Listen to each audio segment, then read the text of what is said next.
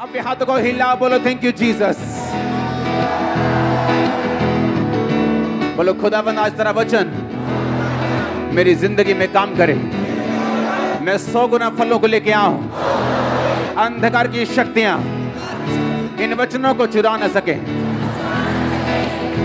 और बोलो सर्वशक्तिमान परमेश्वर, तेरा वचन मेरे शुद्ध रहने का आधार, मेरे जीने का आधार है। सर्वशक्तिमान परमेश्वर, आज मेरा ध्यान तेरे वचनों के ऊपर हो और मैं इन्हें सुनूं और फल लेके आऊं और मेरा फल बना रहे। प्रभु यीशु मसीह के सामर्थी नाम में हम मांगते हैं। एक बार जोर से हालेलुया बोलो। बैठ जाओ। हालेलुया। यूहन्ना 4 उसकी 1 आयत को आज मैं पढ़ूंगा। लिखा, फिर जब प्रभु को मालूम हुआ कि फरीसियों ने सुना है कि यीशु यूहन्ना से अधिक चेले बनाता और उन्हें बपतिस्मा देता है, यद्यपि यीशु स्वयं नहीं उसके चेले भी बपतिस्मा देते थे, तब वह यहूदिया को छोड़कर गलील को चला और उसको सामरिया में से होकर जाना अवश्य था।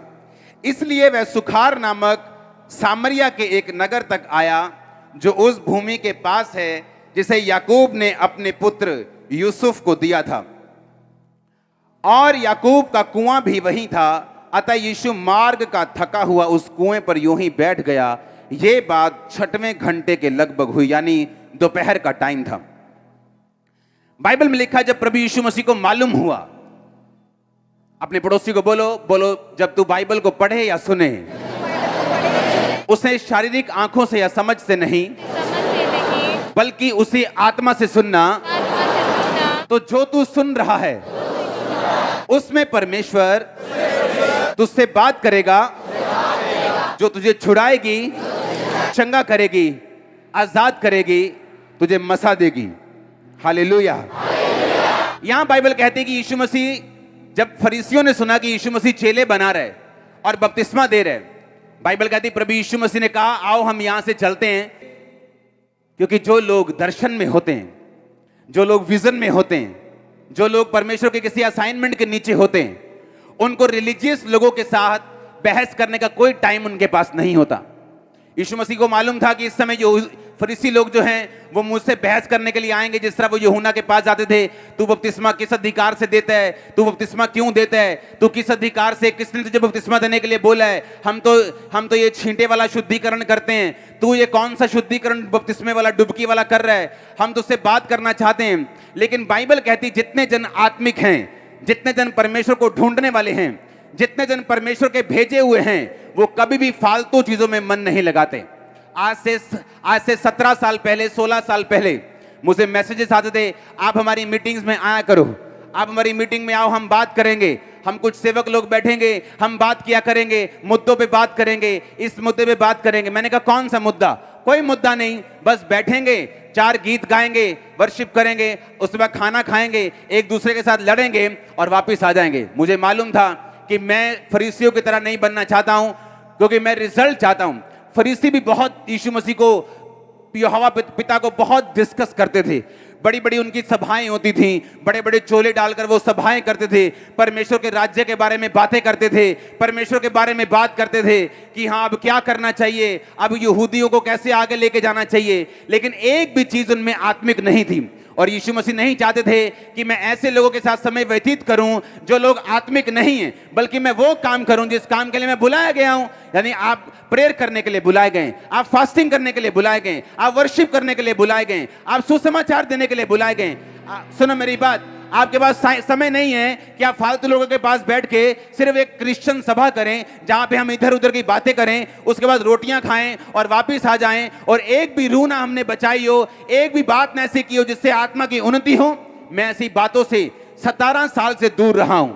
इसका मतलब ये नहीं मैं पास्टर से मिलता नहीं हूं, मैं मिलता हूं, मेरे बहुत अच्छे दोस्त हैं, एसोसिएशन जो पास्टर एसोसिएशन है उनसे मैं मिलता हूं, बात करता हूं, मेरे बड़े बड़े अच्छे मित्र हैं। लेकिन मैं ऐसे लोगों से दूर रहने की आपको गुजारिश कर रहा हूं जिनका कोई रिजल्ट नहीं, जो सिर्फ बैठकर धर्म की बातें करना चाहते हैं लेकिन परमेश्वर को फॉलो करना नहीं चाहते। बाइबल कहती है प्रभु यीशु मसीह की सफलता का राज यह था कि वो अपने समय को वेस्ट नहीं कर रहा था, और आपकी भी सफलता का राज यही है कि आपको अपने समय को वेस्ट नहीं करना है। आपको यह बात मालूम है, अपनी ताई की बेटी के साथ बैठकर चुगलियां करने से आप परमेश्वर में आगे कैसे बढ़ेंगे? आपको प्रार्थना करने के लिए जाना है, और अगर आपको यह बात मालूम है आप प्रेयर के लिए चले जाएंगे। सुना मेरी बात, बाइबल कहती है यीशु मसीह से मिलने से पहले जो चेले थे वो कई यूहन्ना के चेले थे। बाइबल कहती है यूहन्ना जो था वो मुंह का कड़क इंसान था, सांप के बच्चों, सांप के बच्चों ऐसे बात करता था, और फिर भी लोग उसके पास आना पसंद करते थे क्योंकि उन्हें पता था कि 4 चापलूसी वाली बातें, 4 चिकनी चुपड़ी वाली बातें, वो 4 मेडल लेने से, ट्रॉफियां लेने से अच्छा ये है हम उस जगह पे जाएं जहां हमें डांट तो मिले लेकिन आत्मिक उन्नति भी हो, उस जगह पे जाएं जहां डांट तो मिले लेकिन परमेश्वर की आंखें भी हमारी ओर हों। आप उसी जगह के ऊपर यीशु मसीह के नाम में। और सुनो मेरी बात, मैं आपकी लाइफ के ऊपर घोषणा करता हूं, अगर मैं परमेश्वर का सच्चा दास हूं, आपके परिवार आज से सेम नहीं रहने वाले यीशु मसीह के नाम में। अगर आज के बाद बढ़ना है तो फालतू की डिस्कशन से दूर रहने, आमीन। फालतू की चुगलियों चमेलों से दूर रहने, क्योंकि आपको मालूम है आप यीशु मसीह की तरह भुलाए गए हैं। यीशु मसीह कहता मैं पिता के पास चला गया हूं लेकिन मैं तुम्हें भेजता हूं। मैं लाखों की भीड़ यहां पे नहीं देख रहा हूं, मैं सिर्फ आपको देख रहा हूं। आपको परमेश्वर कहता है मैं तुझे भेज रहा हूं जिस तरह पिता ने मुझे भेजा था।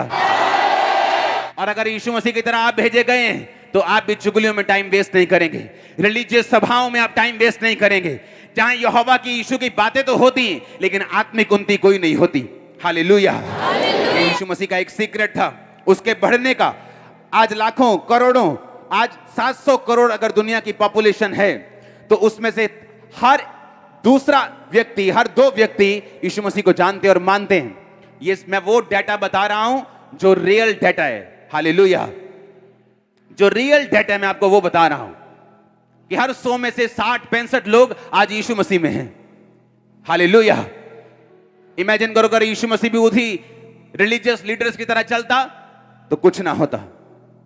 इसीलिए आज चर्चों में लोग बचाए नहीं जा रहे, रूहें बचाई नहीं जा रही, बैप्टिज्म नहीं हो रहे, लेकिन सभाएं जरूर हो रही। यीशु मसीह ने कहा मुझे उनसे मिलने का टाइम नहीं, आओ चले। और बाइबल कहती जब यीशु मसीह चले तो उसे सामरिया जाना था, लेकिन सुखार नामक एक नगर रास्ते में पड़ता था।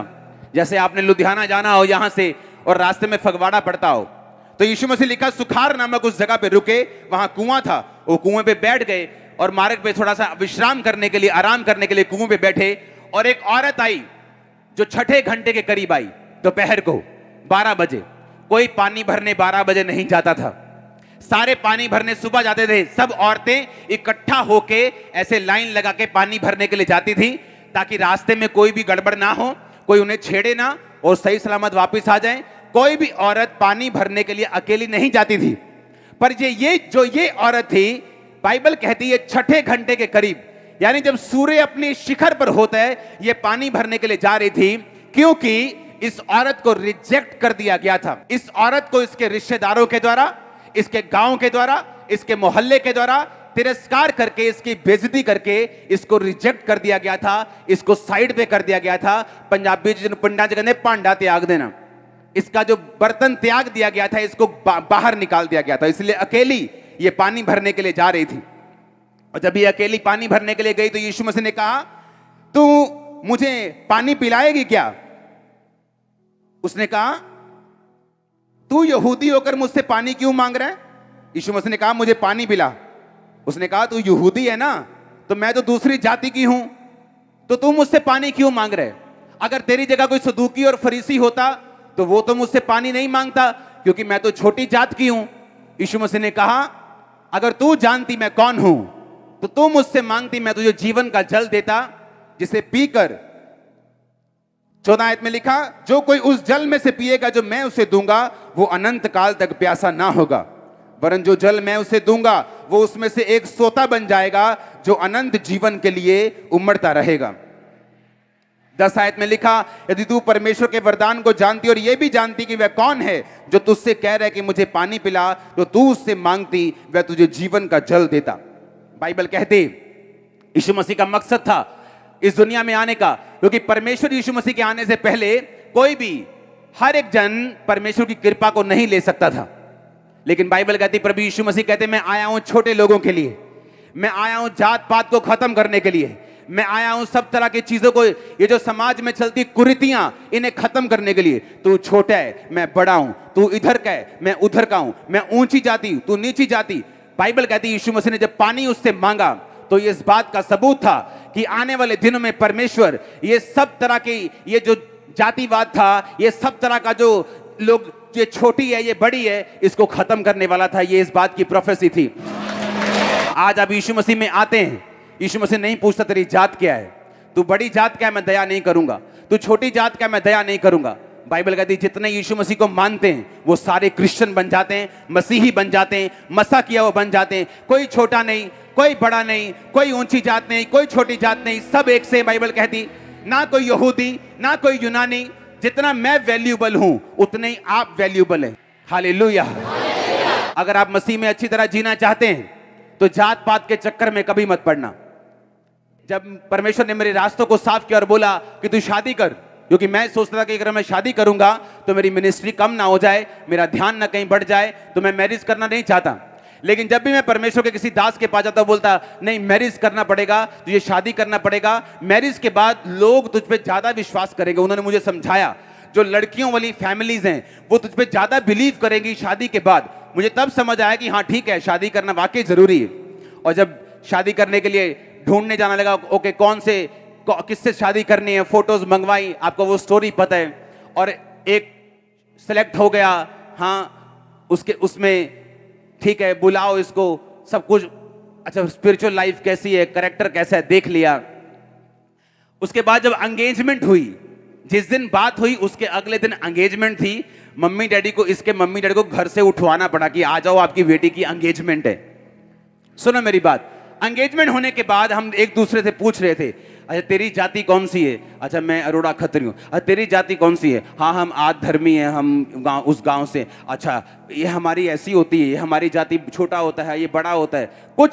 कोई कुछ नहीं पूछा मैरिज के पहले तक।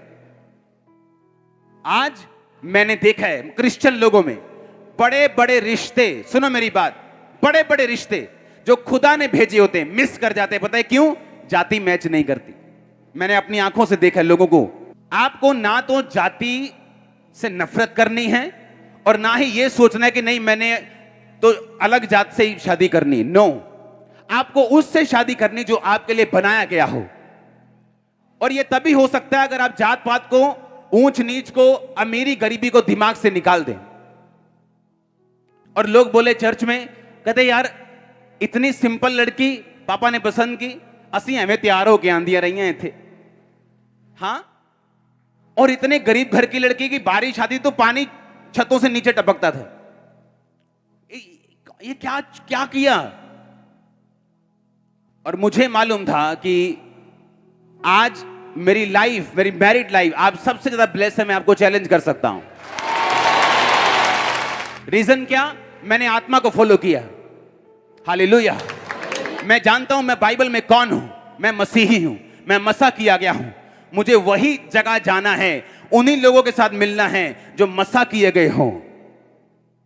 आप जानते हैं जो परमेश्वर ने आपके लिए चुना हुआ, आप उसे कभी हासिल नहीं कर सकते जब तक आप पूरी तरह से इस शैतान के और शरीर के और रीति रिवाजों के बंधन जो लोगों ने बनाए हैं, जब तक आप उनसे आजाद नहीं हो जाते। हालेलुया। आपको यह बात समझनी है कि परमेश्वर ने आज आपको चर्च इसलिए भेजा कि वो आपको वर्ड दे सके और आप अपनी डेस्टिनी की ओर भाग सके, अपनी मंजिल की ओर भाग सके। वो आपको वचन दे सके, आपको मालूम हो मुझे क्या करना है। एक क्रिश्चियन होने के नाते, एक मसीह होने के नाते मुझे क्या करना है और परमेश्वर ने मेरे लिए क्या चुना हुआ है। सबसे हैरानी की बात यह है कि दो लड़कियों की पिक्चर मैंने चुनी थी और मैंने सोनिया की पिक्चर सेकंड चुनी थी। सिर्फ 10% की कोई ये ना बोले कि एक ही पिक्चर चुनी है, शायद इनको पहले से पसंद होगी तो एक ही पिक्चर चुनी है। तो दूसरी पिक्चर साथ में चुन ली कि ठीक है दो हो, दो से बात करो जो मेरे मुताबिक हो। मैंने इंस्ट्रक्शन दी, मुझे ये चाहिए आत्मा में, और मुझे जिसके पास होगा उससे मैरिज करूंगा। और जो लड़की 90% सेलेक्ट हो चुकी थी, सिर्फ अपने कैरेक्टर की वजह से मैंने उसे रिजेक्ट किया। और सुनो मेरी बात, उसको आज तक नहीं मालूम कि मैंने उसे रिजेक्ट किया। उसे पता ही नहीं कि उसकी फोटो मेरे पास आई थी। इमेजिन करो अगर मैं इंसान होकर ऐसा कर सकता हूं। इमेजिन करो यहां पे मेरी बीवी बोल रही है और वो बीवी इसी चर्च की वॉलंटियर की गर्लफ्रेंड होती तो कितना बुरा लगता। और जब उसके बारे में पता कराया उसमें कमी निकली और मैंने कहा नहीं, मैं इसके साथ मैरिज नहीं करूंगा। इमेजिन करो परमेश्वर, उसने आपके हर एक जन के लाइफ में एक बड़ी योजना रखी है, पर जब वो आपकी लाइफ में पाप को देखता है वो उस योजना को चेंज कर देता है। अब वो भी मैरिड है, पर हमारे स्टैंडर्ड में जमीन आसमान नहीं, आसमान पताल का फर्क होगा। क्योंकि मैंने अपनी पसंद की लड़की से शादी नहीं करनी थी, मैंने एक आत्मिक लड़की के साथ शादी करनी थी जो मेरे विजन को समझती हो। मैं आपको बता रहा हूं परमेश्वर कैसे काम करता है आपकी लाइफ में। मैं पवित्रताई में था, मुझे एक्सपेक्टेशन थी कि मेरी वाइफ पवित्रताई में हो जो मुझसे मिले, ताकि इतना बड़ा जो विजन है, दर्शन है, ये बिना पवित्रताई बिना प्रार्थना चल नहीं सकता। अगर आज मैं आपके साथ आया हूं तो पिछली रात में अपने परिवार के साथ नहीं, अपने प्रेयर रूम के साथ बिता के आया हूं। आप मेरी बात समझ रहे कि नहीं?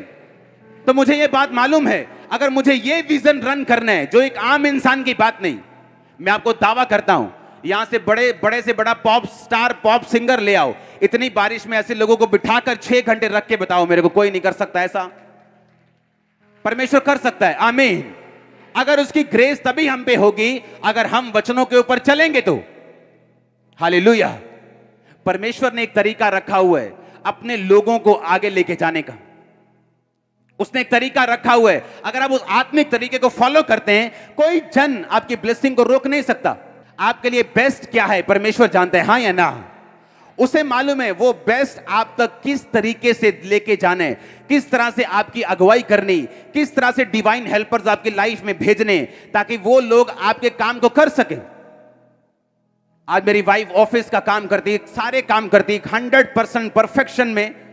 ये तभी संभव है जब मैं परमेश्वर के साथ था और परमेश्वर ने मुझे वो दिया जो उसकी ओर से था, ना कि जो इस संसार की ओर से था। और आपको क्या लगता है, अगर मेरा कैरेक्टर ढीला होता तो मैं भी ढीले वाले के साथ ही फंसता? ये मुझे मालूम है, क्योंकि जो कुछ आप परमेश्वर को देंगे परमेश्वर आपको वो वापिस करेगा। बाइबल कहती, उसने सुलेमान दाऊद को कहा मैं वंशों तक तेरा घराना चलाऊंगा। उसने येहू को कहा मैं पड़पोते के पुत्र तक तेरा घराना चलाऊंगा। किसी को बोला 16 साल, किसी को बोला 20 साल। ये डिपेंड करता था कि उसने परमेश्वर को क्या दिया, कितने दिल तक दिया। सिर्फ पैसा नहीं, अपनी जिंदगी, उसके कामों को करने की ललक, उसके वचन पे चलने की प्यास, ये सब मायने करता है। ऊंची आवाज में बोलो हालेलुया।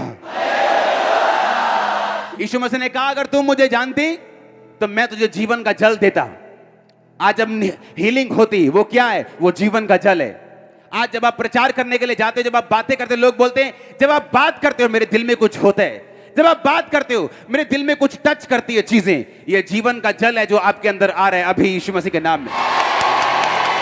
और उसने सिर्फ मुझे नहीं भेजा जीवन के जल के साथ, क्वायर गाएगी जीवन का जल बहेगा, आप बोलेंगे जीवन का जल बहेगा, इवेंजलिस्ट बोलेंगे जीवन का जल बहेगा। उसने कहा अगर मैं तुम्हें वो जल दूंगा तो कभी प्यासा ना होगा। हालेलुया। आज लोग प्यासे हैं, उन्हें प्यास रहती है, काश मेरा हस्बैंड मुझसे प्यार करता हो, काश मेरी वाइफ मेरी बात सुनती हो, काश मेरे बच्चे मेरे कहने में हो। वो हमेशा प्यासे रहते अपनी लाइफ में। यीशु मसीह ने कहा अगर तू उस जीवन जल को पी लेगा जो मैं तुम्हें दूंगा तो कभी प्यासा ना होगा। लोग तेरी इज्जत करेंगे, तेरा घराना तेरे साथ चलेगा, तेरे लोग तेरे साथ चलेंगे, तेरा बिजनेस तेरी बात को सुनेगा अगर तू उस जीवन जल को पिएगा तो। हालेलुया। उस जीवन जल को पीना कैसे?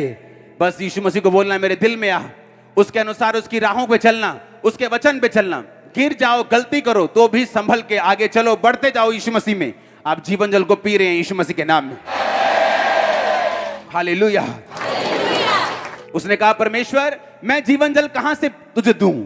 हां, लेकिन तू तो मुझे दे सकता है, तू मुझे जीवन जल दे दे ताकि मैं इतनी दूर पानी भरने को ना आऊं। अभी भी उस औरत को समझ नहीं आई, अभी भी वो शरीर में थी कि मैं पानी भरने को ना आऊं तो मुझे वो जीवन जल दे दे, वो जादू वाला जो मटका है ना वो दे दे, मैं घर पे पानी भरती रहूंगी, टूटी लगा दे जादू वाली। यीशु मसीह ने कहा नहीं, वो जीवन जल नहीं। ठीक है मैं तुम्हें जीवन जलता हूं। यीशु मसीह ने कहा जा अपने पति को लेके आ। कहती परमेश्वर, स्त्री ने कहा 17 आयत में मैं बिना पति की हूं। यीशु ने कहा तू ठीक कहती है कि तू बिना पति की है, क्योंकि तू 5 पति कर चुकी है और जिसके पास तू अब भी है वो तेरा पति नहीं। तूने सच कहा है। सुनो मेरी बात, यीशु मसीह ने कहा तू सच कह रही। उस स्त्री ने कहा मुझे लगता है कि तू भविष्यद्वक्ता है। 27 में लिखा, इतने में यीशु मसीह के चेले आ गए और हैरानी करने